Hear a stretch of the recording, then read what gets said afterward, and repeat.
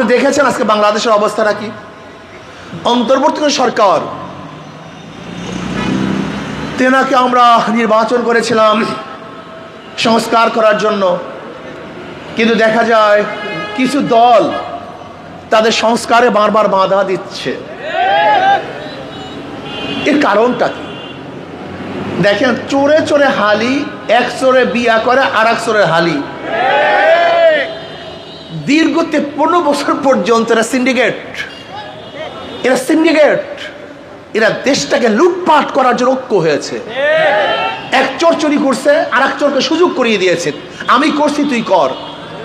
এই চোরদেরকে আর ক্ষমতা দেখতে চাই না, এই ডাকাতদেরকে আর ক্ষমতা দেখতে চাই না। যারা জনগণের রক্ত নিয়ে বারবার হোলি খেলেছে, ওদেরকে আর ক্ষমতা নিতে চাই না। 5ই আগস্টের পরে যারা দখলদারি করেছে, যারা জুলুম করেছে, চাঁদাবাজি করেছে, অন্যায় করেছে, অবিচার করেছে, যারা চাঁদা না দেওয়ার কারণে মানুষের গাড়ি ভাঙচুর করেছে, ওই চাঁদাবাজদেরকে আর ক্ষমতায় দেখতে চাই না, ক্ষমতায় নেব না ইনশাআল্লাহ। اللهم صل على رسوله الكريم أما بعد فأعوذ بالله من الشيطان الرجيم بسم الله الرحمن الرحيم وتلك الأيام نداولها بين الناس صدق الله العلي العظيم সবাই পড়ি সাল্লাল্লাহু আলাইহি ওয়াসাল্লাম। ইসলামী আন্দোলন বাংলাদেশ শেরপুর উপজেলা শাখা কর্তৃক আয়োজিত আজকে গণসম্মেলনের সম্মানিত সভাপতি, ইসলামী আন্দোলন বাংলাদেশ কেন্দ্রীয় নায়েব আমির হযরত মাওলানা আব্দুল হক আজাদ সাহেব, কেন্দ্রীয় নেতৃবৃন্দ, সকল স্তরের ইসলাম প্রিয় দেশপ্রেমিক ভাইয়েরা আমার, ইসলামী আন্দোলন বাংলাদেশ কি ও কেন কি চায় তারা? হাজারো রাজনৈতিক দলের মধ্যে ইসলামী আন্দোলন বাংলাদেশ কেন এসছে, এদের উদ্দেশ্য কি, আদর্শ কি, নীতি কি, এ সম্পর্কে এখানে যারা উপস্থিত আছেন অনেকেই জানেন না। আবার কেউ জানেন না, বিষয়টা এরকম না, অনেকে জানি অনেকে জানি না। যারা জানি তাদের উচিত, যারা জানে না তাদেরকে জানানো, আর যারা জানি না তাদের উচিত জানা। জানার মধ্যেই কল্যাণ, জানার মধ্যেই মুক্তি। আল ইলমু নূরুন, এলেম আলো। ইসলামী আন্দোলন বাংলাদেশ কি ও কেন সম্পর্কে বিশদ ব্যাখ্যা দেওয়ার সময় আমার নাই। আমি সংক্ষিপ্ত কিছু আলোচনা করব, খুব খেয়ালের সাথে কথা শোনা চাই। ইসলামী আন্দোলন বাংলাদেশ বিশ্বাস করে শুধু দেশ, দল এবং নেতা পরিবর্তনের মাধ্যমে মানুষের শান্তি আসতে পারে না। এ দেশ বারবার পরিবর্তন হয়েছে। ব্রিটিশরা প্রায় 200 বছর শোষণ করেছিল। মুসলমানরা তাদের বিরুদ্ধে আন্দোলন সংগ্রাম করে এ দেশ থেকে তাদেরকে বিদায় হতে বাধ্য করেছে। ভেবেছিলাম বৈষম্য দূর হবে, ব্রিটিশ এদেশ থেকে গেলেই মানুষ শান্তি পাবে, মুক্তি পাবে। কিন্তু আমরা কি দেখলাম? ব্রিটিশ যাওয়ার পরে পাক ভারত উপমহাদেশের সংখ্যাগরিষ্ঠ জনগণ সংখ্যালঘুদের উপর আক্রমণ, অবিচার, অত্যাচার, জুলুম, নির্যাতন, স্টিম রোলার চালাচ্ছে। মুসলমানরা চিন্তা করছে, যদি মুসলমানদের জন্য আলাদা এক ভূখণ্ড করতে পারি, আলাদা এক দেশ করতে পারি, তাহলে মানুষ শান্তি পাবে, মুক্তি পাবে। এই মুসলমানদের আন্দোলনের ভিত্তিতেই 47-এ পাকিস্তান নামীয় একটা দেশ আমরা পেয়েছিলাম। আপনারা জানেন পাকিস্তান একমাত্র মুসলমানদের আন্দোলনের ফসল, অন্য কারোর আন্দোলনের ফসল নয়। ভেবেছিলাম যদি আমরা মুসলমানদের জন্য আলাদা ভূখণ্ড করতে পারি, তাহলে মানুষ মুক্তি পাবে, শান্তি পাবে, বৈষম্য দূর হয়ে যাবে, সাম্য, মানবিক মর্যাদা, সামাজিক ন্যায়, বিচার প্রতিষ্ঠিত হবে। কিন্তু আমরা কি দেখলাম? পাকিস্তানের 2টা অংশ, পশ্চিম পাকিস্তান, পূর্ব পাকিস্তান, এই 2 অংশের মধ্যে ব্যবধান 1700 কিলোমিটার। কিন্তু আমরা কি দেখলাম? পশ্চিম পাকিস্তানের লোকগুলি পূর্ব পাকিস্তানের সাথে বৈষম্য করছে। ভেবেছিলাম যদি পশ্চিম পাকিস্তান থেকে আমরা আলাদা হয়ে যাই তাহলে আমরা কি পাবো? শান্তি পাবো, মুক্তি পাবো, বৈষম্য দূর হবে। এর জন্য ৭১-এর স্লোগান কি ছিল? সাম্য, মানবিক মর্যাদা, সামাজিক ন্যায় বিচার। এই ৩ স্লোগানের ভিত্তিতে দেশকে স্বাধীন করলাম। ভেবেছিলাম কি এবার বৈষম্য দূর হবে, মানুষ মুক্তি পাবে, বাক শক্তির অধিকার ফিরে পাবো। ভাই আপনি ডিস্টার্ব করবেন না, আল্লাহর রাস্তায় ডিস্টার্ব, আল্লাহর রাস্তায়।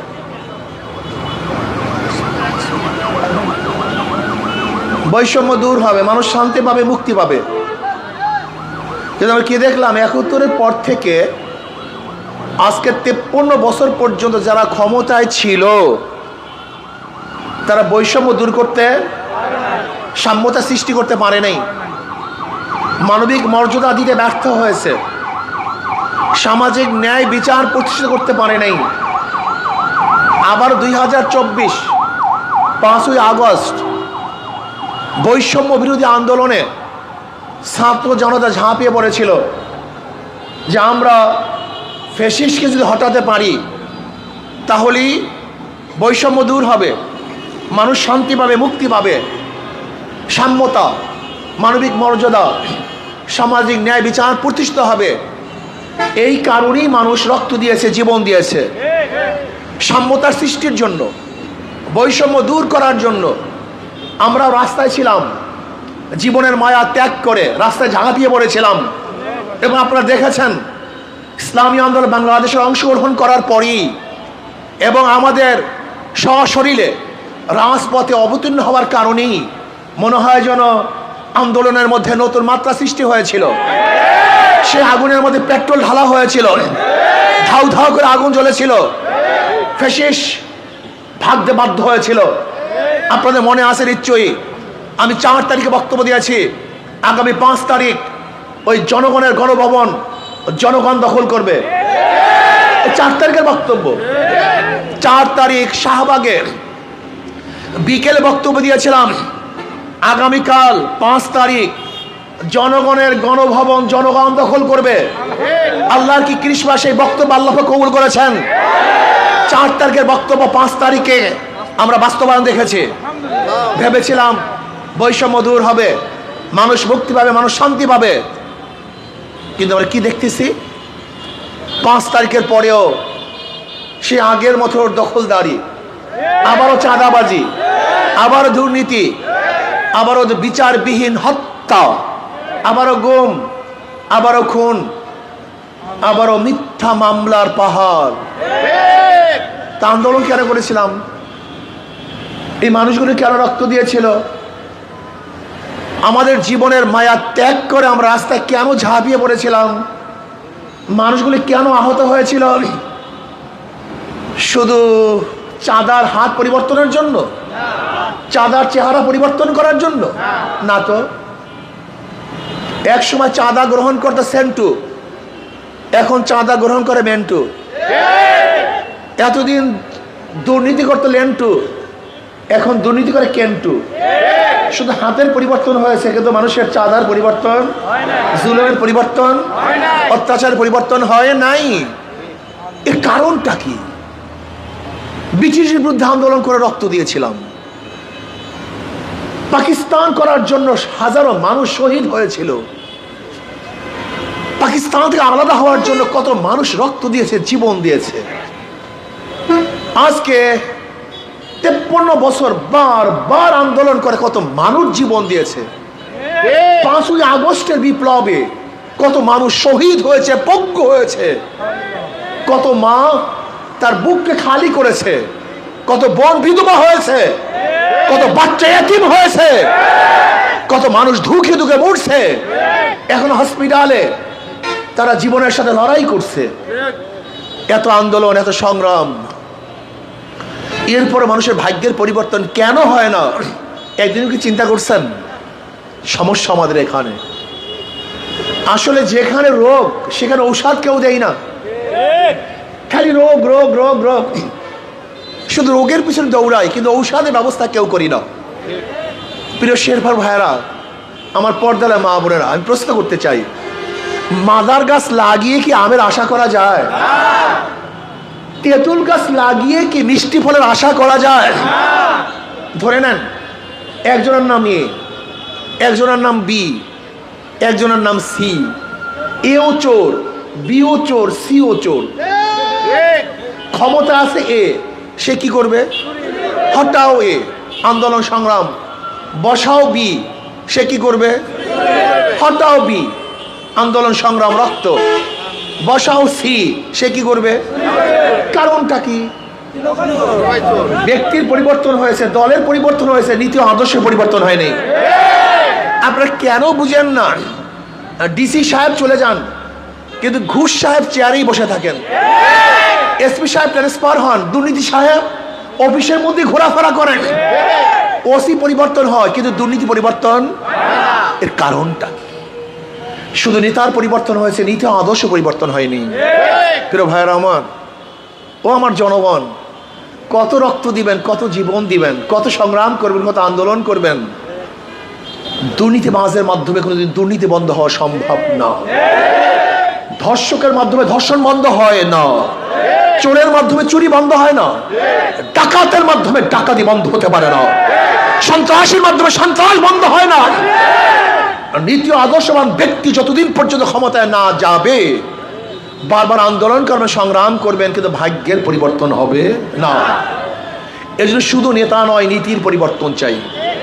শুধু নেতা নয়, নীতির পরিবর্তন। একটা বার ভালো লোকদেরকে বসান না, ইসলামকে ক্ষমতায় নেন। ইসলাম ফুবিয়া আপনাদের মধ্যে কেন? আপনাদের ইসলাম ফুবিয়া কেন? ইসলামকে ভয় পাচ্ছেন কেন? অথচ আপনি খোদ নিজে মুসলমান। মুসলমান তো ইসলামের বাহিরে কোনো দল করতেই পারে না। একজন মুসলমান ইসলামের বাহিরে কোনো দল করার সম্ভাবনাই রাখে না। তাহলে কিভাবে? ধরে নেন, আজকে যারা সংসদে গিয়েছে তারা মদের আইন পাশ করছে। কিসের আইন?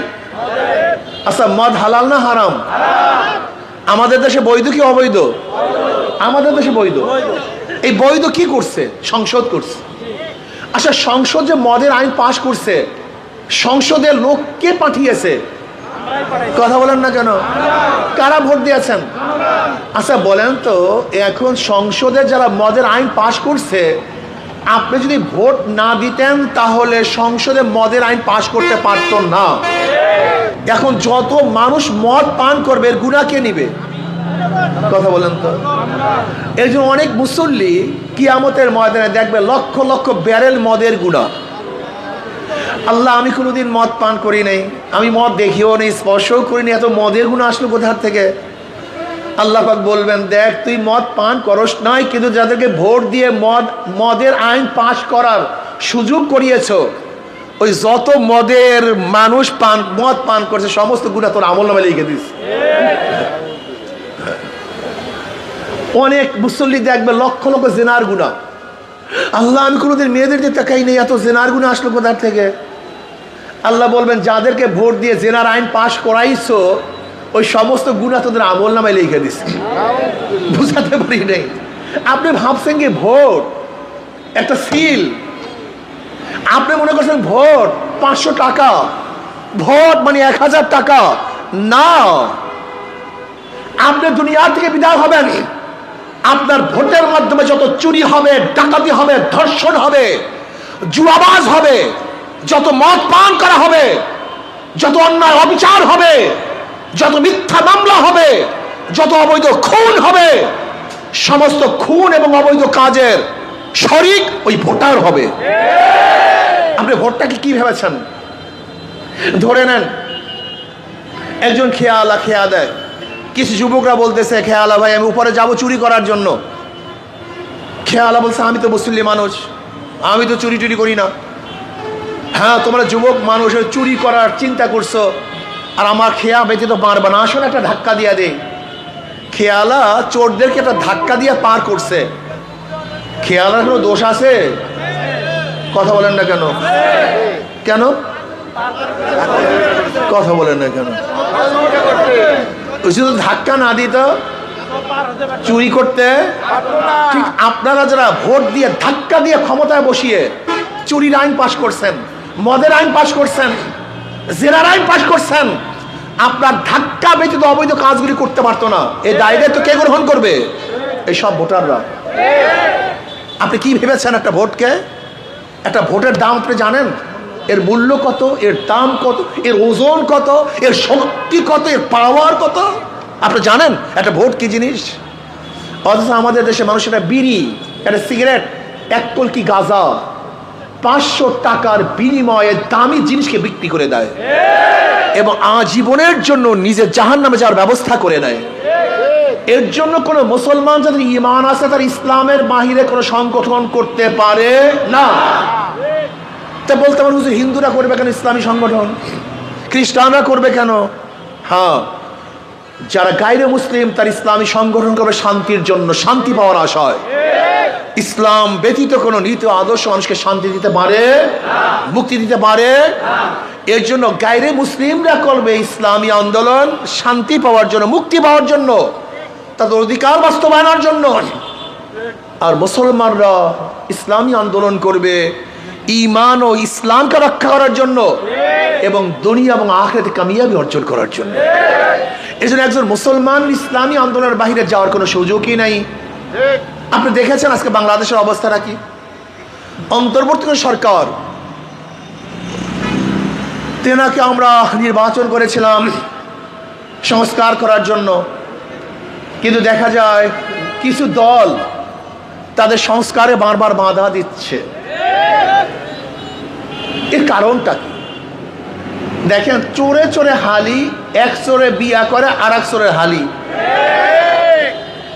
দীর্ঘ 53 বছর পর্যন্ত এরা সিন্ডিকেট,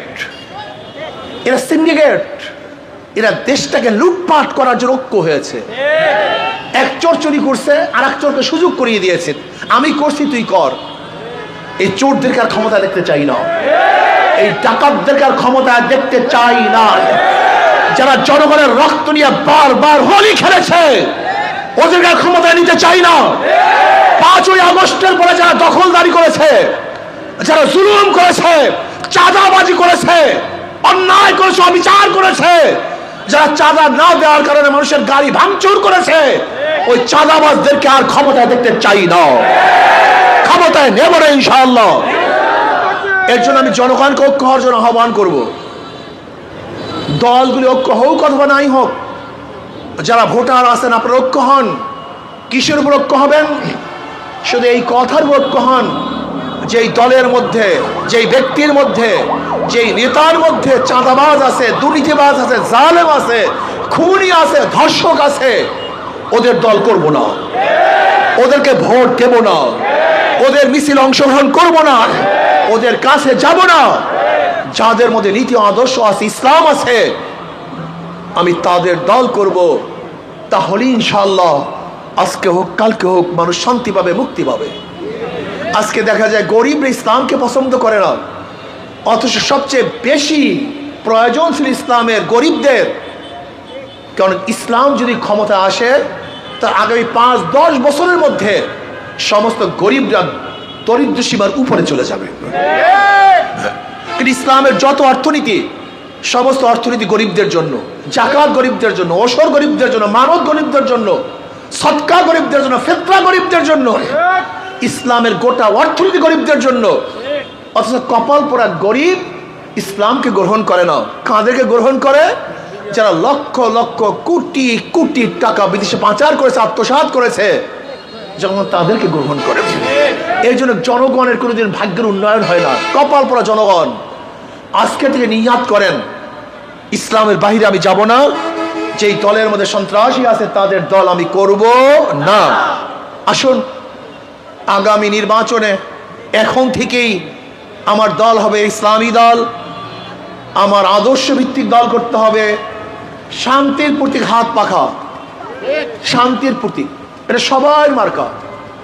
এটা মুসলমানরা ব্যবহার করে, হিন্দুরা ব্যবহার করে, খ্রিস্টানরা ব্যবহার করে, ইহুদিরা ব্যবহার করে, হাত পাখা ধনীরা ব্যবহার করে, গরিবরা ব্যবহার করে, হাত পাখা পুরুষরা ব্যবহার করে, মহিলারা ব্যবহার করে, হাত পাখা সুস্থ অসুস্থ বাংলাদেশের যত গোটা দুনিয়ার যত ধরনের মানুষ আছে, যত আদর্শের মানুষ আছে, সমস্ত আদর্শের মানুষের ব্যবহৃত একমাত্র প্রতীক হলো হাত পাখা।